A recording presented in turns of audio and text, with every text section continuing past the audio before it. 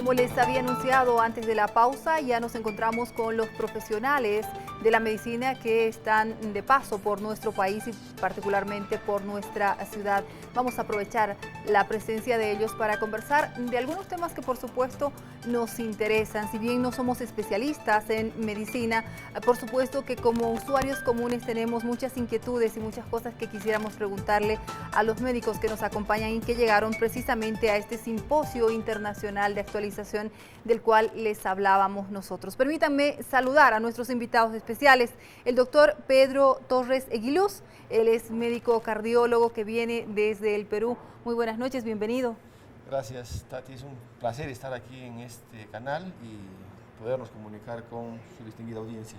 Muchas gracias por la gentileza. Ustedes tienen jornadas intensas, agotadoras, pero aún así en horarios de la noche se han dado un tiempo para poder conversar con nosotros y para poder llegar hacia el público cochabambino. Agradezco también la gentileza del doctor Jesús Salinas Gamero. Él es médico neumólogo también del Perú. Buenas noches, doctor. Buenas noches. Un saludo a toda la teleaudiencia y estamos acá para poder conversar con lo que usted vea por conveniente. Muy gentil. Y bueno, vamos a hablar también, por supuesto, de medicina interna, porque en este simposio internacional también se cuenta con un exponente internacional, en este caso que viene del Brasil, el doctor Nicolás Veller. Buenas noches, bienvenido, Nicolás. Buenas noches, yo soy el que les agradezco por la oportunidad. Muy gentiles ustedes de acompañarnos, lo decíamos, precisamente para hablar un poco del simposio, para hablar de lo que se ha estado haciendo, de cuál es el espíritu y particularmente de por qué es que llegaron ustedes, fueron invitados, por supuesto, imagino que para compartir conocimientos, para poder ir socializando esto que se va avanzando en cada uno de los países y de que de pronto nos ayuda a que la medicina vaya avanzando. Claro, nosotros nos sentimos muy contentos de poder participar de este evento y compartir experiencias, ¿no? Ver también el alumnado que está muy interesado, que tiene ansias de aprender, ¿no? Y compartir la experiencia que nosotros traemos de nuestro país, lo que hacemos allá en forma rutinaria y con lo que se hace acá en el país, ¿no? Entonces, de ahí nace un intercambio bastante interesante en el cual nosotros recogemos experiencia y dejamos también experiencia nuestra acá.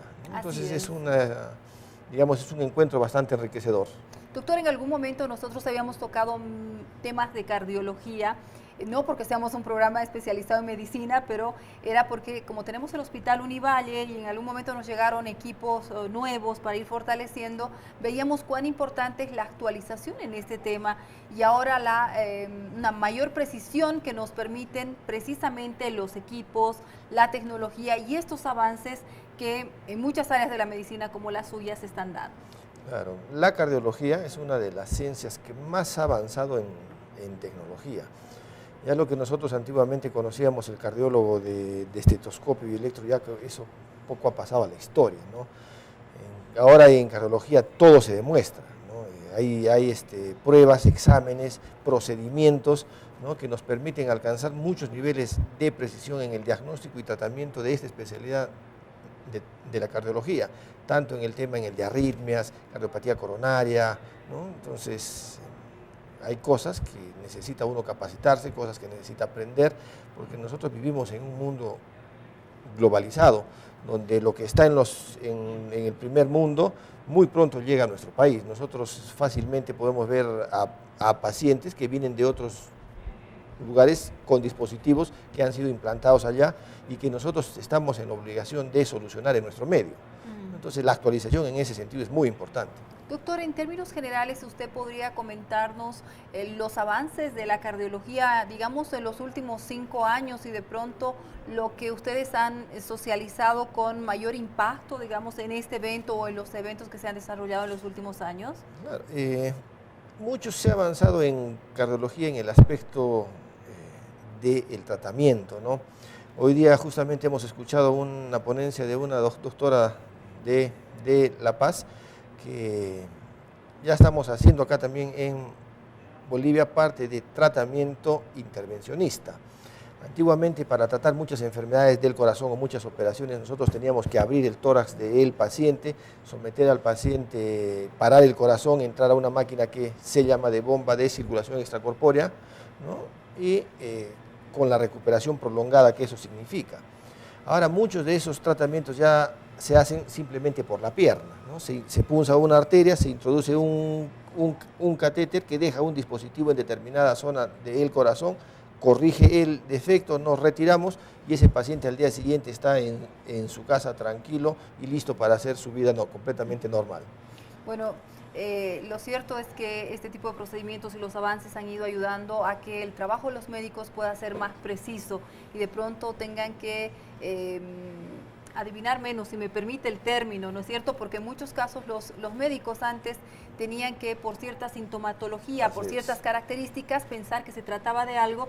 Ahora con estos equipos esta situación ha cambiado. Sí, ¿no? Como dije al comienzo, en cardiología todo se demuestra ahora. Nosotros no podemos presuponer nada, ¿no? Si yo digo que el paciente tiene arritmia, pues yo tengo que demostrar la arritmia que tiene, el tipo, dónde se origina en aurícula, se origina en ventrículo, cuántos haces se están produciendo esa arritmia y cómo la voy a tratar, ¿no? Entonces a ese nivel de precisión tiene que llegar necesariamente el cardiólogo. Otro de los temas que se ha estado tratando en este simposio es precisamente el de la neumología, doctor, y precisamente en la misma línea de lo que conversábamos con el doctor Torres, consultarle acerca de estos avances fundamentales que se han dado en los últimos años en su área de especialización, qué cosas se pueden hacer hoy en día que no podían hacerse hace unos 5 años atrás, por ejemplo, y si nos puede ayudar con alguna comparación entre lo que sucede en su país y el nuestro. Claro, uno de los temas en la neumología importante es todo el ámbito de las enfermedades alérgicas, por ejemplo, el asma. Otra de los puntos importantes en la patología es el famoso cáncer de pulmón, que es una patología que no respeta tanto al primer mundo o a los países en vía de desarrollo, que está muy ligado, como sabemos, al hábito del consumo de tabaco, y que esto va desgraciadamente aumentando en todos los países, y especialmente en mujeres y también a menor edad. Esto nos va a llevar pues, a enfermedades como el cáncer, y justamente lo importante es tomar estas medidas para prevenir, dando lo que es la prevención para que esto no se produzca, y de ya darse el hábito y de ya darse los años de consumo, la manera en cómo se puede prevenir mediante métodos de detección temprana, ¿no? Que son lo que se llama el screening, o sea, detectar una enfermedad en estadios tempranos para que pueda tener curación. Y hay puntos muy importantes gracias a la tecnología, en las cuales ustedes han escuchado hablar de la tomografía. Estos son estudios que están casi en todos los países, que se pueden hacer algunas variantes en las cuales se baja la dosis de la radiación para que no sea dañina, y se puede hacer estudios en poblaciones de alto riesgo, o sea, en los pacientes fumadores. Y también como a la par en la cardiología, todas las especialidades tienen mucha tecnología, y también hay estudios mediante endoscópicos. Antiguamente los gastroenterólogos han avanzado mucho en esto, pero también los neumólogos. Y también podemos hacer estudios para poder detectar lesiones tempranas en vía aérea, ¿no? Esto con la finalidad de que si ya no se puede trabajar en la atención primaria, en la parte primaria, en la prevención, y si ya sea los hábitos, que como sabemos tiene que llevar mucho con el medio de vida, con la contaminación ambiental, bueno, tenemos que estar preparados para poder diagnosticar a temprano, ¿no? Y de eso hemos tratado. Hay cosas que todavía no se hacen acá, pero que es bueno que los estudiantes sepan, conozcan, y que y las autoridades competentes también estén enterados, porque esto hay que implementar, porque es una enfermedad con una alta tasa de mortalidad, uno de los cánceres con más mortalidad.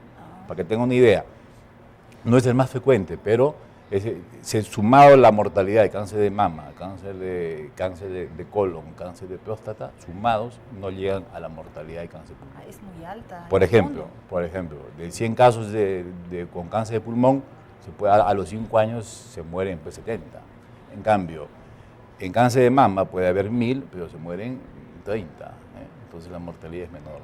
O sea, este es menos frecuente, es mucho más agresivo. Por eso la importancia de la prevención. Una enfermedad que puede ser prevenir en muchos casos, también en otros no, porque hay también cánceres que no están asociados al consumo de tabaco, son por factores genéticos. Y lo importante de la detección temprana. Claro. La detección temprana puede cambiar el destino del paciente con un tratamiento oportuno, ¿no? Doctor, y perdón que aproveche para consultarle esto, pero es muy difícil realizarse estos exámenes. No. ¿Cuál es la sintomatología que debería llamarnos la atención o simplemente deberíamos hacerlo como rutina? Se tiene que hacer, son estudios relativamente sencillos, como una tomografía, o sea, es un estudio no invasivo, que hay que hacerlo no a todos, sino a la población de alto riesgo. ¿Cuáles son aquellos? Pues aquellos por encima de 55 años, que fumen más de 20 cigarrillos por día, ¿no? Y que tengan pues, antecedentes, ellos o familiares, con procesos de cánceres, no solamente pulmón, sino cánceres en general en la familia. Ese es el grupo de alto riesgo. Claro. Entonces, esos son los pacientes que deben ser sometidos a estos estudios, que se pueden hacer anuales durante 2 o 3 años. Doctor, y usted lo decía hace un momento, pero para reforzar esta idea, si se detecta a tiempo, ¿es posible revertir esta situación? ¿Ese cáncer podría curarse? Por supuesto que sí, en el 100%. Bueno, en el 100%.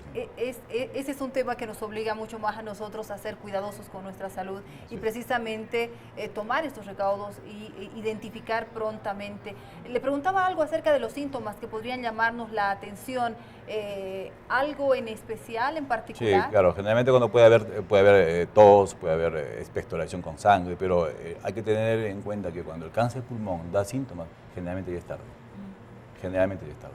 O sea, ya son estados avanzados. 50% de esta enfermedad ya debuta en estadio avanzado.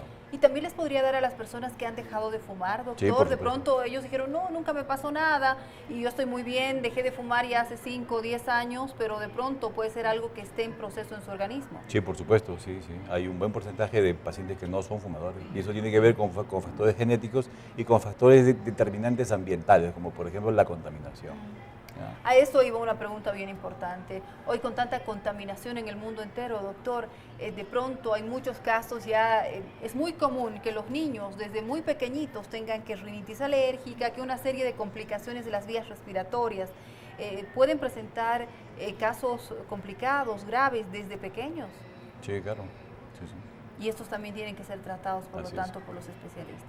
Así es. Bueno, no está discriminando entonces la edad y podemos tener desde pequeños hasta adultos mayores. Por supuesto que sí. Bueno, también es importante que hablemos acerca de la medicina familiar. Esta medicina general, le llamamos también a algunos, es la medicina de la familia.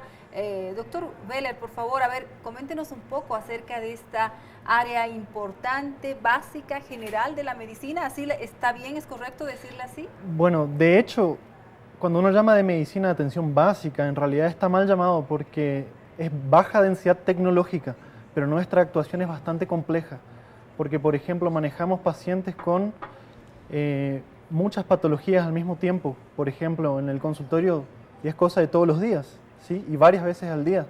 Tenemos pacientes con desde problemas como hipotiroidismo, diabetes, insuficiencia cardíaca, depresión, insomnio, hipertensión, pacientes infartados, todos al mismo tiempo. Y actualmente los médicos especialistas en medicina de familia somos capaces de manejar a estos pacientes.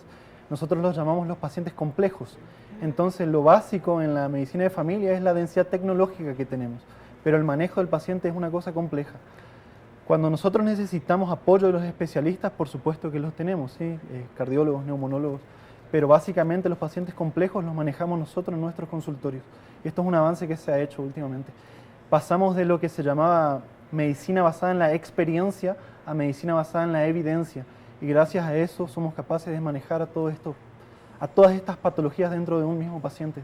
Es importante lo que usted menciona, doctor, porque los pacientes comunes, nosotros no vamos a ir específicamente, voy a ir a visitar al neumólogo o al cardiólogo, ¿no es cierto?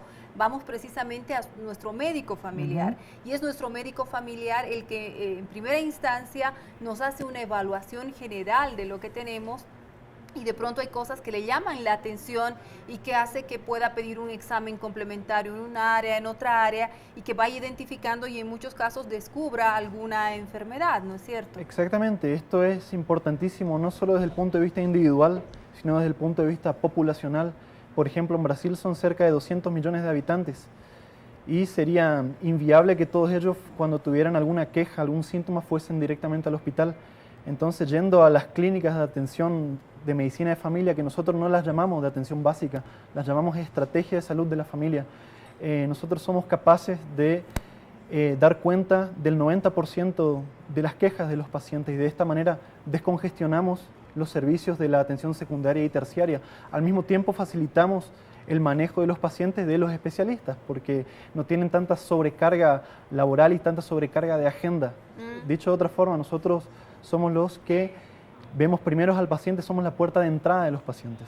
Dicho de otra manera, doctor, ustedes son como que los médicos ideales para ser los médicos de cabecera de una persona, porque si bien se puede identificar alguna dolencia en particular, pues a partir de que se deriva a otro profesional, pues la interconsulta vuelve hacia el médico familiar porque es el que conoce toda la historia del paciente y bueno, y nos da un panorama general. No siempre vamos a tener una sola enfermedad. Esto es muy importante y también es muy importante que la población lo sepa porque nosotros en las patologías llamadas patologías complejas o patologías multisistémicas muchas veces tenemos síntomas o signos clínicos, por ejemplo, en la piel o en los ojos y la enfermedad en realidad está en la sangre, por ejemplo. O sea, las enfermedades multisistémicas que se manifiestan al mismo tiempo en varios órganos, nosotros los médicos de familia somos capaces de juntarlos, todos estos signos de diferentes órganos y juntarlos en una sola patología.